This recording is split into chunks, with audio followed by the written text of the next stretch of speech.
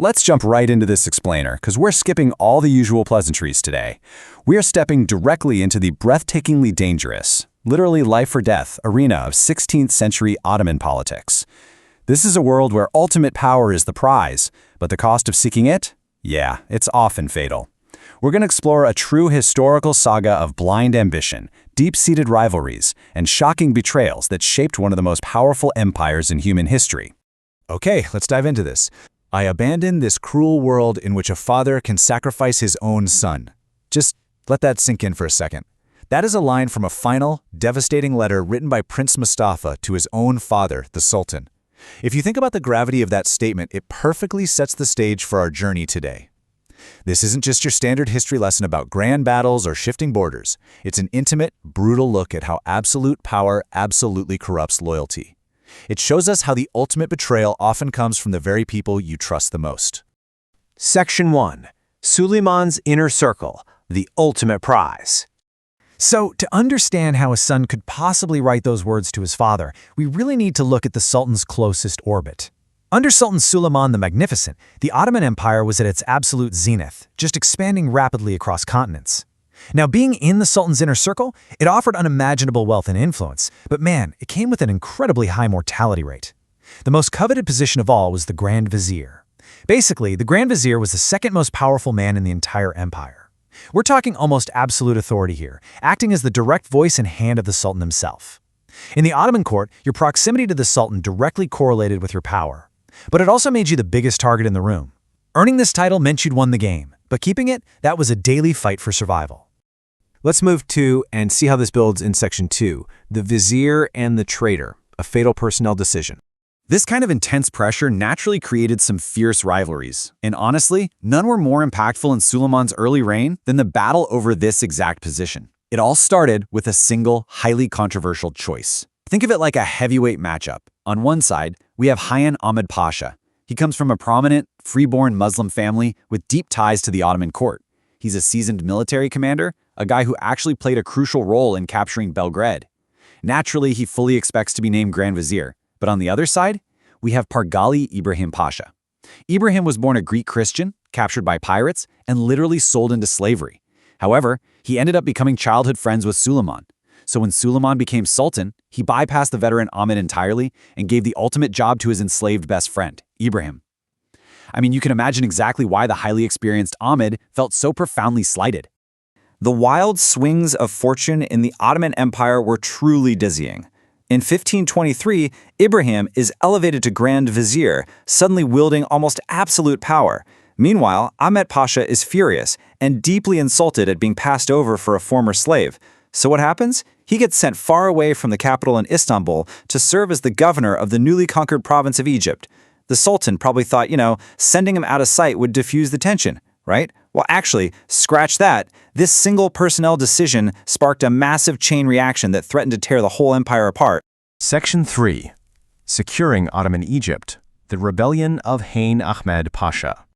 Now, what's really interesting about this slide is how, out in Egypt, Ahmed's wounded pride transformed into outright treason. He didn't just quietly disobey a few orders. He formally declared independence. He actually proclaimed himself the Sultan of Egypt. He ordered coins to be struck bearing his own name instead of Suleiman's. And he even had the Sultan's name removed from the Friday religious sermons, replacing it with his own. In the Islamic world, these were the ultimate symbols of sovereignty. Egypt was wealthy, it was vital, and it was highly volatile. Ahmed was suddenly posing a massive, direct threat to the entire Ottoman imperial consolidation. Let's walk through this rapid sequence of events, because the Ottoman response was swift and brutal. Ahmed's reign as an independent sultan? It lasted only months. The second he heard about his execution orders coming from Istanbul, Ahmed panicked. By March of 1524, he was betrayed by his own emirs, captured, and beheaded in Cairo by rival forces loyal to Suleiman. And who swooped in a year later, in 1525, to clean up the mess? The very man who took his job, Grand Vizier Ibrahim Pasha. Ibrahim traveled to Egypt and issued the Kanun-Name Edict, completely reforming and stabilizing the province's administration.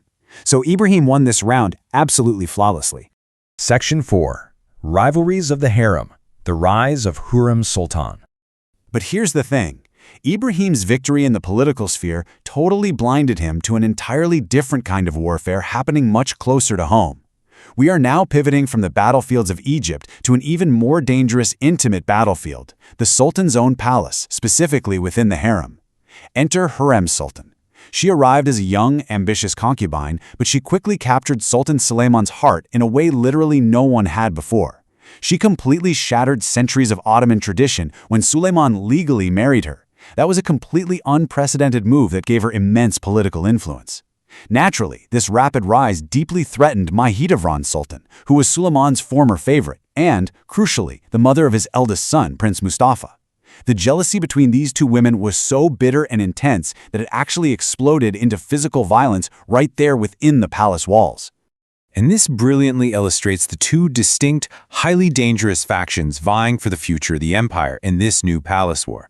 On one side, you've got the old guard, Mahidevran Sultan, her son Prince Mustafa, who is the heir to the throne, and Grand Vizier Ibrahim Pasha, who strongly supported Mustafa. Then, on the other side, you have the rising power, Hürrem Sultan, her own sons who she desperately wants on the throne, and her rapidly growing network of political allies. This was a zero-sum game, folks. Only one faction could survive. Hürrem was a master tactician, and she meticulously outlined her moves to protect her own children. First step, secure her position by marrying the Sultan. Second, use that physical altercation with Mahidevran as leverage to get her and the heir Mustafa exiled to govern a distant province. Third, and this is absolutely crucial, eliminate the old guard's strongest political shield, Grand Vizier Ibrahim Pasha. Slowly and methodically, Hürrem's growing influence turned the Sultan's ear, planting these little seeds of doubt about his oldest and most powerful allies. Section 5. The Price of Absolute Power, Promises and Betrayals. The bonds of childhood friendship and the love of a father were about to be put to the ultimate test, against the paranoia of the throne. Ibrahim Pasha's 13-year run as the second most powerful man on earth came to a sudden, incredibly violent end. On March 15, 1536, after dining with the Sultan, Ibrahim went to sleep in the palace.